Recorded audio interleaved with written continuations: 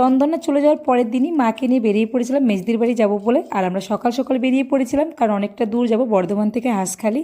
তো আমরা পৌঁছেও গেলাম হাঁসখালিতে। আর এখানে এসে দেখি অনেক মাখামাখি বিক্রি হচ্ছে, মানে কুল মাখা, পেয়ারা মাখা, কদবেল মাখা, কামরাঙা মাখা।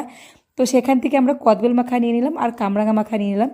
আর এই শীতের দিনে কদবেল মাখাটা কিন্তু সব জায়গায় পাওয়া যায় না, এই হাঁসখালিতে আসলে কিন্তু কদবেল মাখাটা অবশ্যই পাওয়া যায়।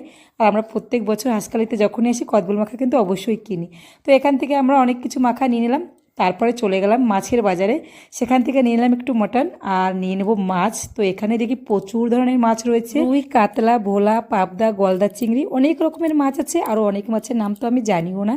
আর আমার কিন্তু ভীষণ পছন্দ ছিল কাতলা মাছটা, দেখে মনে হচ্ছিল একটু কাতলা নেই, একটু মটন নিয়েছি, ওই জন্য আর কাতলা মাছ নিলাম না।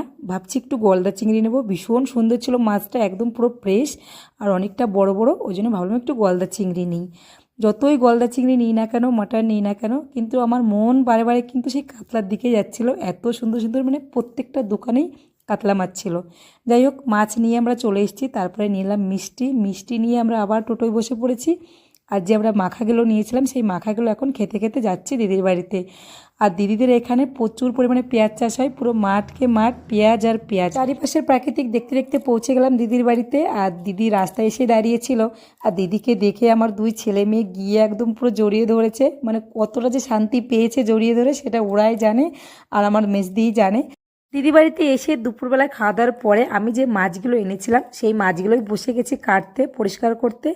আর দিদি এইদিকে চিংড়ি মাছগুলো সোজা করার জন্য কিছু কাঠি কেটে নিচ্ছিল, তাহলে কি হবে, মাছগুলো যে রান্না করবে তখন আর বেঁকে যাবে না, ওর জন্য ওটাই করছিল। মাছগুলো ধুয়ে কেটে পরিষ্কার করে আমরা একটু ঘুরতে বেরিয়েছিলাম মাঠে। দিদিদের এদিকে যেহেতু পেঁয়াজ চাষ হয়, তাই আমরা একটু মাঠে গিয়েছিলাম। আমার বেশ ভালো লাগে মাঠে। মাঠের থেকে বাড়ি এসে রাত্রেবেলায় রান্না করতে বসে গেছি। তো আমি এখন রান্না করছি মটন, আর ওইদিকে রয়েছে চিকেন। চিকেনটা পরে রান্না করবো, আগে মটনটা রান্না করছি। আজ আমি উনুনে রান্না করছি মটনটা। উনুনে রান্না করলে মাংস কিন্তু খুবই সুন্দর টেস্ট হয়। তো রান্না বান্না কমপ্লিট হয়ে গেছে, বসে পড়ছি খেতে। আর গোটা রসুন তো আমি অবশ্যই দিই মাংসতে। আর আজকের উনুনে রান্না মাংসটা এত টেস্টি হয়েছে কি বলবো, দারুণ লাগছিল খেতে, একদম পুরো সফট।